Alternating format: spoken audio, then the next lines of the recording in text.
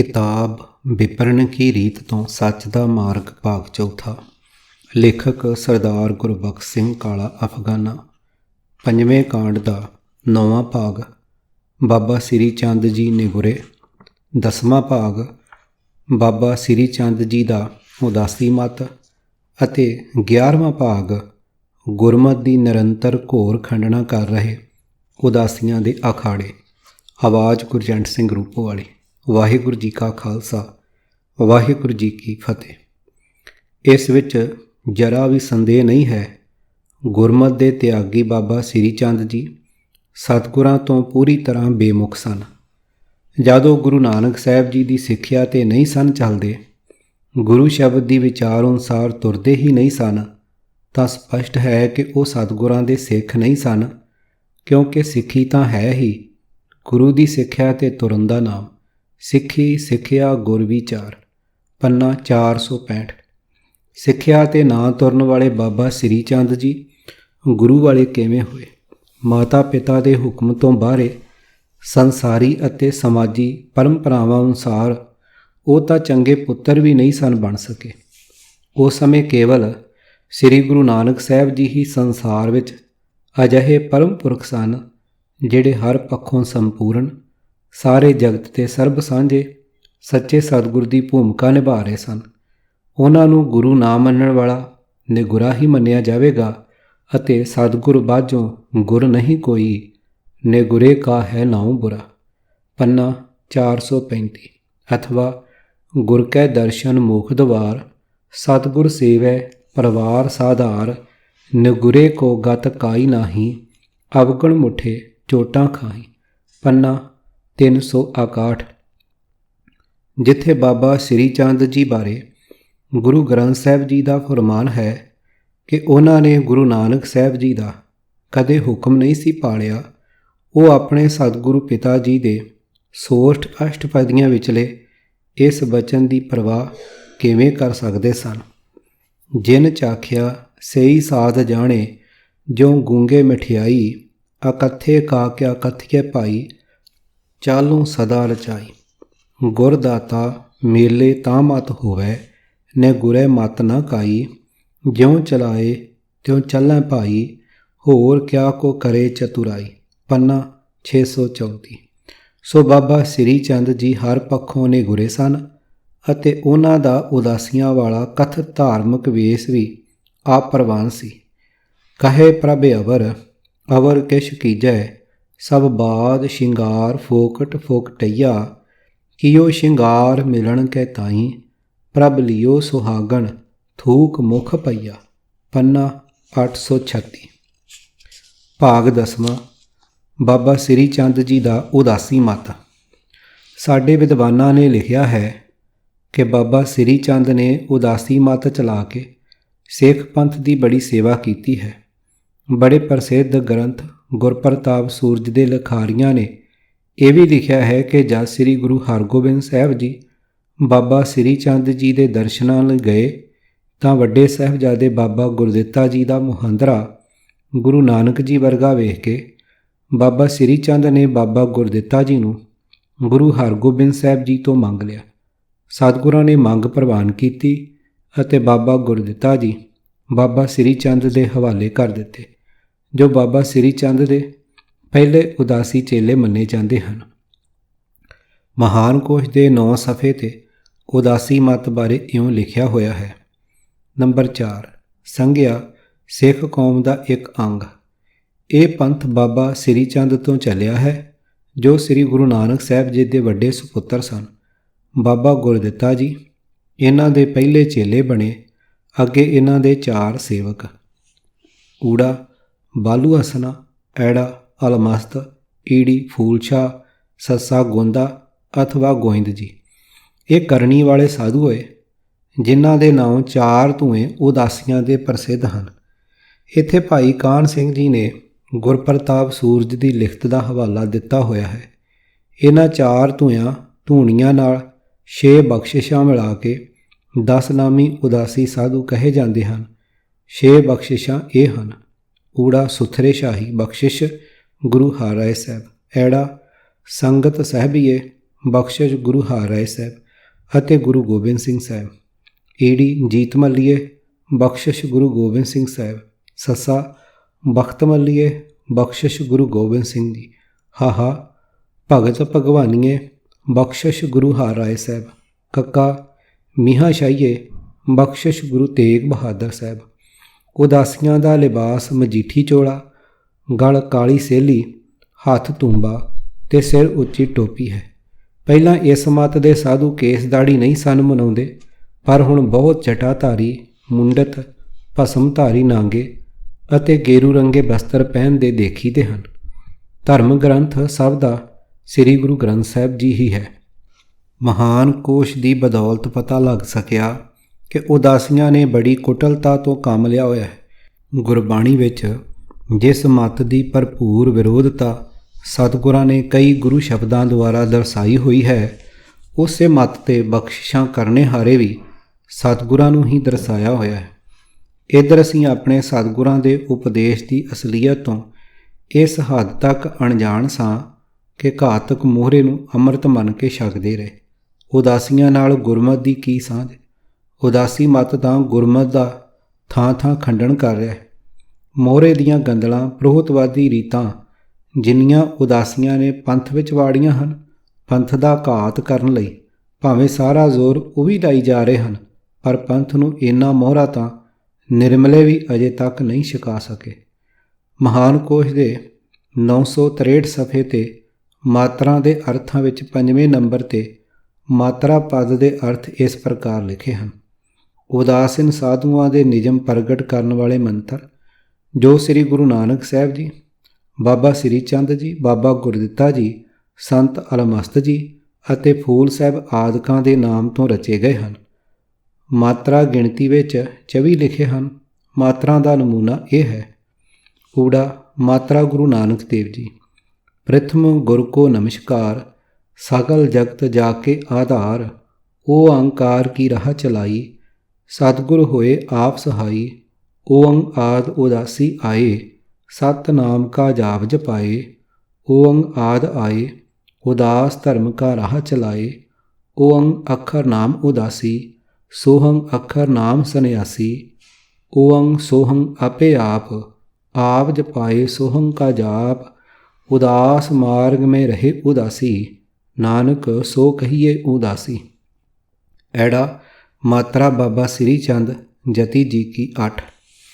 गुर अबनासी खेल रचाया, आगम निगम का पंथ बताया, ज्ञान की गोदड़ी खिमा की टोपी, जत का आड़ बंद सील लंगोटी, अकाल खिंथा निराश चोड़ी, जुगत का टोप गुरमुख बोली, धर्म का चोला सत की सेली, मर्यादा मेखली लै गले मेली, शाह सुपैद जर्द सुरखाई, जो लै पहरे सो गुर पाई, नानक पोता श्री चंद बोले, जगत पछाणे तत विरोले, ऐसे ही मात्रा लै पहरे कोए, आवा गवन मिटावे सोए। ये कहना निरा गलत ही नहीं सगों शरारत भरिया झूठ है कि बाबा श्री चंद जी श्री गुरु नानक साहब जी के कहे अनुसार उदासी मत विच इस करके जा बड़े सन तां जो हिंदुआं विच गुरु नानक साहब जी की सिक्खी का प्रचार किया जा सके। फिर की गुरु नानक साहब जी का अपना प्रचार ढंग हिंदुआं तो सिख बनाउण विच असफल रहा सी। उन्हां दे ही प्रचार का सदका सिखां की विशेष गिणती हिंदुआं विच ही वधी सी। हैरानी है जिसने आप सिੱਖੀ नहीं सी धारी उसने सिੱਖੀ का प्रचार की करना सी। बाबा श्री चंद सिੱਖੀ तो बगावत करके गृहस्थ ते त्यागी बन गए सन। अपने किसी विशेष ज्ञान तो कोरे बाबा श्री चंद ने नाटक चेटक अथवा करामातां विखा के अपनी प्रभुता बनाउण वाला गुरमत विरोधी राह अपना लिया। सिद्ध बाबा जी रिद्ध सिद्ध अवरा साध के महावाकां की जान बुझ के खंडना करते हुए रिद्धियां सिद्धियां दे माया जाल विच आप फसे अते होरनां नूं फसाया। भाग 11वां गुरमत की निरंतर घोर खंडना कर रहे उदासियां दे अखाड़े। भाषा विभाग वालों 1974 विच प्रकाशित कीते ग्रंथ महान कोश के 38 सफ़े ते ਅਖਾੜਾ ਪਦ ਦੇ ਅਰਥ ਇਸ ਪ੍ਰਕਾਰ ਲਿਖੇ ਹਨ। ਸੰਗਿਆ ਰੰਗ ਭੂਮ, ਉਹ ਥਾਂ ਜਿੱਥੇ ਨਾਟਕ ਦੇ ਤਮਾਸ਼ੇ ਖੇਡੇ ਜਾਣ। ਥੀਏਟਰ ਸਭ ਤੇਰਾ ਖੇਲ ਅਖਾੜਾ ਜੀਓ। ਮਾਝ ਮਹੱਲਾ ਪੰਜਵਾਂ। ਨੰਬਰ 2 ਮੱਲ ਯੁੱਧ ਦੀ ਭੂਮੀ। ਨੰਬਰ 3 ਰਣ ਭੂਮੀ। ਨੰਬਰ 4 ਸਾਧੂਆਂ ਦਾ ਡੇਰਾ। ਅੱਗੇ 5ਵੇਂ ਨੰਬਰ 'ਤੇ ਜੋ ਕੁਝ ਲਿਖਿਆ ਹੈ ਉਸ ਦਾ ਉਤਾਰਾ ਇਸ ਪ੍ਰਕਾਰ ਹੈ। ਨੰਬਰ 5 ਸੰਤਾਂ ਦੀ ਮੰਡਲੀ, ਉਦਾਸੀ ਅਤੇ ਨਿਰਮਲੇ ਸਾਧੂਆਂ ਦੇ ਨਿਯਮਾਂ ਵਿੱਚ ਆਏ ਹੋਏ ਧਰਮ ਪ੍ਰਚਾਰਕ ਜਥੇ ਅਖਾੜਾ ਨਾਂ ਤੋਂ ਪ੍ਰਸਿੱਧ ਹਨ, ਜਿਨ੍ਹਾਂ ਦੀ ਸੰਖੇਪ ਕਥਾ ਇਹ ਹੈ। ਊੜਾ ਉਦਾਸੀਨ ਮਤ ਦਾ ਭੂਖਣ ਗਹਿਣਾ ਸ਼ਿੰਗਾਰ। ਮਹਾਤਮਾ ਪ੍ਰੀਤਮ ਦਾਸ ਜੀ ਨੇ ਇੱਕ ਵਾਰ ਮਨ ਵਿੱਚ ਵਿਚਾਰ ਕੀਤਾ ਕਿ ਗੁਰਮਤ ਦੇ ਸਾਧੂਆਂ ਨੂੰ ਤੀਰਥਾਂ ਦੇ ਮੇਲਿਆਂ 'ਤੇ ਰਹਿਣ ਅਤੇ ਭੋਜਨ ਦੀ ਭਾਰੀ ਤਕਲੀਫ ਹੁੰਦੀ, ਇਸ ਲਈ ਕੋਈ ਅਜਿਹਾ ਪ੍ਰਬੰਧ ਕਰਨਾ ਚਾਹੀਏ ਜਿਸ ਤੋਂ ਇਹ ਕਮੀ ਪੂਰੀ ਹੋ ਜਾਵੇ। ਪਰਮਾਤਮਾ ਨੇ ਸ਼ੁੱਧ ਸੰਕਲਪ ਪੂਰਨ ਕਰਨ ਲਈ ਨਿਜ਼ਾਮ ਹੈਦਰਾਬਾਦ ਦੇ ਵਜ਼ੀਰ ਚੰਦੂ ਲਾਲ ਦੇ ਚਾਚੇ ਨਾਨਕ ਚੰਦ ਦਾ ਮਨ ਪ੍ਰੇਰਿਆ, ਜਿਸ ਨੇ 7 ਲੱਖ ਰੁਪਇਆ ਪ੍ਰੀਤਮ ਦਾਸ ਦੀ ਭੇਟਾ ਕੀਤਾ। ਸੰਤ ਜੀ ਨੇ ਇਹ ਰੁਪਇਆ ਪ੍ਰਯਾਗ ਵਿੱਚ ਲਿਆ ਕੇ ਉਦਾਸੀ ਸੰਤਾਂ ਅੱਗੇ ਰੱਖ ਕੇ ਆਖਿਆ ਕਿ ਸਾਨੂੰ ਵੀ ਸੰਨਿਆਸੀ ਵੈਰਾਗੀ ਸਾਧਾਂ ਦੇ ਅਖਾੜਿਆਂ ਦੀ ਤਰ੍ਹਾਂ ਆਪਣਾ ਜੁਦਾ ਅਖਾੜਾ ਬਣਾਉਣਾ ਲੋੜੀਏ, ਜਿਸ ਤੋਂ ਤੀਰਥਾਂ ਉੱਤੇ ਸਾਡੇ ਭਾਈ ਸੁਤੰਤਰ ਰਹਿ ਕੇ ਨਿਰਵਾਹ ਕਰਨ ਅਤੇ ਦੇਸ਼ਾਂ ਵਿੱਚ ਗੁਰਮਤ ਦਾ ਪ੍ਰਚਾਰ ਹੋਵੇ। ਨਿਰਵਾਣ ਪ੍ਰੀਤਮ ਦਾਸ ਜੀ ਦੀ ਸਿੱਖਿਆ ਅਨੁਸਾਰ ਸੰਮਤ 1826 ਵਿੱਚ ਪੰਚਾਇਤੀ ਅਖਾੜੇ ਦੀ ਰਚਨਾ ਹੋਈ। ਸ੍ਰੀ ਗੁਰੂ ਗ੍ਰੰਥ ਸਾਹਿਬ ਸਭ ਤੋਂ ਪ੍ਰਧਾਨ ਅਤੇ ਉਹਨਾਂ ਦੀ ਤਾਬਿਆ 4 ਮਹੰਤ ਗੰਗਾ ਰਾਮ, ਕੂਟ ਸਭ ਬ੍ਰਹਮ, ਅਰੂਪ ਬ੍ਰਹਮ ਅਤੇ ਅਟਲ ਬ੍ਰਹਮ ਥਾਪੇ, ਅਤੇ ਤੰਬੂ, ਚਾਂਦਨੀ, ਦਰੀਆਂ, ਗਲੀਚੇ, ਘੋੜੇ, ਊਠ, ਗੱਡੇ, ਲੰਗਰ ਦੇ ਬਰਤਨ, ਵਾਜੇ, ਆਸੇ, ਸ਼ਸਤਰ ਆਦਿ ਸਭ ਸ਼ਾਹੀ ਠਾਠ ਵਾਲਾ ਸਮਾਨ ਬਣਾਇਆ ਅਤੇ ਅਜਿਹੇ ਉੱਤਮ ਨਿਯਮ ਬੰਨੇ ਕਿ ਇੰਤਜ਼ਾਮ ਵਿੱਚ ਕਦੀ ਵਿਘਨ ਨਾ ਪਵੇ।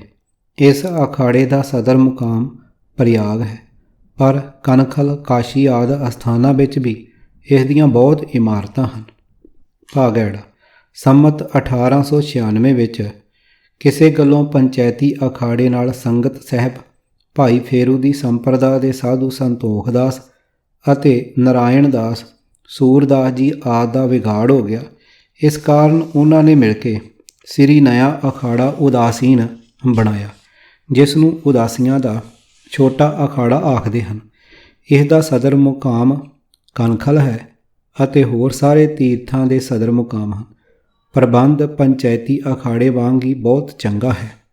ਅਖਾੜਾ ਪਦ ਦੇ ਅਰਥ ਪੜ੍ਹਦਿਆਂ ਸਾਰ ਇਹ ਹੈਰਾਨੀ ਹੋਈ ਕਿ ਗੁਰਮੁਖਾਂ ਦੇ ਇਕੱਤਰ ਹੋਣ ਵਾਲੀ ਧਰਮਸ਼ਾਲਾ ਧਰਮ ਅਸਥਾਨ ਸਮਝਿਆ ਜਾਣਾ ਚਾਹੀਦਾ ਹੈ, ਅਤੇ ਜਦ ਗੁਰਮੁਖ ਸੱਜਣ ਗੁਰੂ ਸ਼ਬਦ ਦੀ ਵਿਚਾਰ ਕਰਨ ਲਈ ਜੁੜ ਬਹਿਣ ਸਤ ਸੰਗਤ ਵਾਲੇ ਉਸ ਸਥਾਨ ਨੂੰ ਬੈਕੁੰਠ ਮੰਨਿਆ ਹੈ।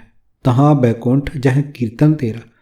ਸੰਤ ਗੁਰਮੁਖਾਂ ਦੀ ਰਹਿਣ ਵਾਲੀ ਥਾਂ ਵੀ ਬੈਕੁੰਠ ਨਗਰ ਹੋਣਾ ਲੋੜੀਏ। ਬੈਕੁੰਠ ਨਗਰ ਜਹਾਂ ਸੰਤ ਵਾਸਾ, ਪ੍ਰਭ ਚਰਨ ਕਮਲ ਰਿਦ ਮਾਹੇ ਨਿਵਾਸਾ। ਪੰਨਾ 742। ਪਰ ਜਿੱਥੇ ਉਦਾਸੀ ਜਾਂ ਨਿਰਮਲੇ ਆ ਠਹਿਰਣ, ਉਹ ਥਾਂ ਕਲਚਰਲ ਪ੍ਰੋਗਰਾਮਾਂ ਵਾਲੀ ਜਾਂ ਮੱਲਾਂ ਦੇ ਘੋੜਾਂ ਵਾਲੀ ਥਾਂ ਅਥਵਾ ਰਣ ਭੂਮੀ ਦੀ ਥਾਂ ਵਾਂਗ ਅਖਾੜਾ ਬਣ ਜਾਂਦੀ ਹੈ। ਪੁਰਾਣੇ ਬਜ਼ੁਰਗ ਵੇਸਵਾ ਦੇ ਨਾਚ ਵਾਲੀ ਥਾਂ ਨੂੰ ਅਖਾੜਾ ਕਹਿੰਦੇ ਸਨ। ਦਲੀਲ ਇਹ ਸੀ ਕਿ ਮੱਲਾਂ ਦੇ ਅਖਾੜੇ ਵਿੱਚ ਲੋਕਾਂ ਦੀਆਂ ਭੀੜਾਂ ਅਤੇ ਘੋਲ ਕਰ ਰਹੇ ਮੱਲਾਂ ਨੇ ਭੜਥੂ ਪਾਇਆ ਹੁੰਦਾ ਹੈ। ਇੱਧਰ ਵੇਸਵਾ ਦੇ ਨਾਚ ਗਾਣੇ ਦਾ ਰਸ ਮਾਣਨ ਲਈ ਜੁੜੇ ਤਮਾਸ਼ਬੀਨਾਂ ਦੀਆਂ ਵਿਕਾਰੀ ਅਤੇ ਲੰਪਟੀ ਨਿਗਾਹਾਂ ਵੀ ਭੜਥੂ ਹੀ ਪਾਇਆ ਹੁੰਦਾ ਹੈ। ਗਿਰਸਤੇ ਤਿਆਗੀ ਇਹਨਾਂ ਉਦਾਸੀ ਨਿਰਮਲਿਆਂ ਦੇ ਵਿਸ਼ਰਾਮ ਵਾਲੀ ਥਾਂ ਵੀ ਅਖਾੜੇ ਹੈਰਾਨੀ ਹੋਵੇ ਕਿ ਨਾ। ਇਹਨਾਂ ਅਖਾੜਿਆਂ ਦੇ ਮਾਲਕ ਸਾਧੂਆਂ ਨੇ ਪ੍ਰਚਾਰ ਨੇ ਕਿਹੜੀ ਸਿੱਖੀ ਫੈਲਾਈ। ਉਦਾਸੀਆਂ ਦੇ ਪ੍ਰਚਾਰ ਢੰਗ ਤੋਂ ਅਨ ਧਰਮੀਆਂ ਵਿੱਚੋਂ ਕਿੰਨੇ ਸਿੰਘ ਸਜੇ। ਇਹਨਾਂ ਪ੍ਰਸ਼ਨਾਂ ਦਾ ਉੱਤਰ ਕਿੱਥੋਂ ਲੱਭੇ। ਜਿਹੜਾ ਆਪ ਗ੍ਰਸਤੀ ਦਾ ਤਿਆਗੀ ਅਣਵਿਆਹਿਆ ਰੁੰਡਤ ਮੁੰਡਤ ਹੈ, ਜਿਹੜਾ ਦਲਿੱਦਰੀ ਮਨੁੱਖ ਉਦਮ ਕਰਕੇ ਸੁਕ੍ਰਿਤ ਕਰਨੀ ਜਾਣਦਾ ਹੀ ਨਹੀਂ, ਜਿਹੜਾ ਦੂਜਿਆਂ ਦੀ ਕਮਾਈ ਤੇ ਸ਼ਾਹੀ ਠਾਠ ਬਣਾਈ ਬੈਠਾ ਹੈ, ਉਸ ਮਨਮੁਖ ਨੇ ਗਰੀਬਾਂ ਦੇ ਸੰਗੀ ਸਾਥੀ ਹੱਥੀਂ ਕਿਰਤ ਕਰਨ ਦੇ ਪੂਰਨੇ ਪਾਉਣ ਵਾਲੇ ਗੁਰੂ ਨਾਨਕ ਸਾਹਿਬ ਦੇ ਮਿਸ਼ਨ ਨੂੰ ਅਗਾਂਹ ਕੀ ਤੋਰਨਾ ਹੋਇਆ। ਐਸ਼ ਆਰਾਮ ਵਾਲੇ ਇਹ ਸਾਰੇ ਅਡੰਬਰ ਰੋਟੀਆਂ ਕਾਰਨ ਪੂਰੇ ਤਾਲ ਹੀ ਤਾਂ ਹੀ। ਇਸ ਤੋਂ ਵੀ ਅੱਗੇ ਗ੍ਰਸਤ ਤੇ ਤਿਆਗੀ ਸੇਵਾ ਕਰਨ ਵਾਲੇ ਅਣਦਾੜੀਏ ਚੇਲਿਆਂ ਦੀ ਡਿੱਠ ਬਣਾਈ ਕੁਟੀਆ ਵਿੱਚ ਵੜੀਆਂ। ਦਿਨ ਰਾਤ ਤਿਆਗੀ ਸਾਧੂ ਦੀ ਸੇਵਾ ਕਰਦੀਆਂ ਬੀਬੀਆਂ ਨਾਲ ਕਲੋਲਾਂ ਕਰਦੇ ਉਂਝ ਇਸਤਰੀਆਂ ਤੋਂ ਦੂਰ ਰਹਿਣ ਦਾ ਪਖੰਡ ਰਚਾਈ ਬੈਠੇ। ਇਹਨਾਂ ਕਥਿਤ ਸਾਧੂਆਂ ਨੇ ਸਵਾਏ ਲੋਕਾਂ ਨੂੰ ਲੁੱਟ ਖਾਣ ਅਤੇ ਲੋਕਾਂ ਦਾ ਸਮੂਹਕ ਆਚਰਣ ਨੀਵਾਂ ਕਰਨ ਦੇ ਇਹਨਾਂ ਵਿਹਲੜਾਂ ਨੇ ਕੌਮ ਦਾ ਸਵਾਰਿਆ ਕੀ ਹੈ। ਕਿਸ ਭੀੜ ਦੇ ਸਮੇਂ ਇਹ ਲੋਕ ਸਿਰ ਤੇ ਕਫਨ ਬੰਨ੍ਹ ਕੇ ਕਦੇ ਮੈਦਾਨ ਵਿੱਚ ਨਿਤਰੇ ਸਨ। ਸਮਝ ਨਹੀਂ ਆਉਂਦੀ ਕਿ ਸਤਿਗੁਰਾਂ ਨੂੰ ਤੱਤੀ ਲੋਹ 'ਤੇ ਬਿਠਾਉਣ ਦਾ ਕਾਰਨ ਬਣਨ ਵਾਲਾ ਵੀ ਚੰਦੂ ਸੀ ਅਤੇ ਸਿੱਖੀ ਸਿਧਾਂਤ ਦੇ ਵੈਰੀ ਉਦਾਸੀਆਂ ਨੂੰ ਸ਼ਾਹੀ ਠਾਠ ਵਾਲੇ ਬਣਾਉਣ ਲਈ 7 ਲੱਖ ਰੁਪਈਆ ਵੀ ਚੰਦੂ ਲਾਲ ਦੇ ਹੀ ਪੁੱਤਰ ਨਾਨਕ ਚੰਦ ਨੇ ਉਹਨਾਂ ਸਮਿਆਂ ਵਿੱਚ ਭੇਟਾ ਕੀਤਾ ਜਦੋਂ 1 ਟਕੇ ਦਾ ਅਟੇ ਸਟੇ ਮੁੱਲ ਅੱਜ ਦੇ 200 ਰੁਪਏ ਸੀ। ਕਿਤਾਬ ਵਿਪਰਨ ਕੀ ਰੀਤ ਤੋਂ ਸੱਚ ਦਾ ਮਾਰਗ ਭਾਗ ਚੌਥਾ। ਲੇਖਕ ਸਰਦਾਰ ਗੁਰਬਖਸ਼ ਸਿੰਘ ਕਾਲਾ ਅਫਗਾਨਾ। 5ਵੇਂ ਕਾਂਡ ਦਾ 9ਵਾਂ 10ਵਾਂ ਅਤੇ 11ਵਾਂ ਭਾਗ। ਆਵਾਜ਼ ਗੁਰਜੰਟ ਸਿੰਘ ਰੂਪੋਵਾਲੀ। ਵਾਹਿਗੁਰੂ ਜੀ ਕਾ ਖਾਲਸਾ ਵਾਹਿਗੁਰੂ ਜੀ ਕੀ ਫਤਿਹ।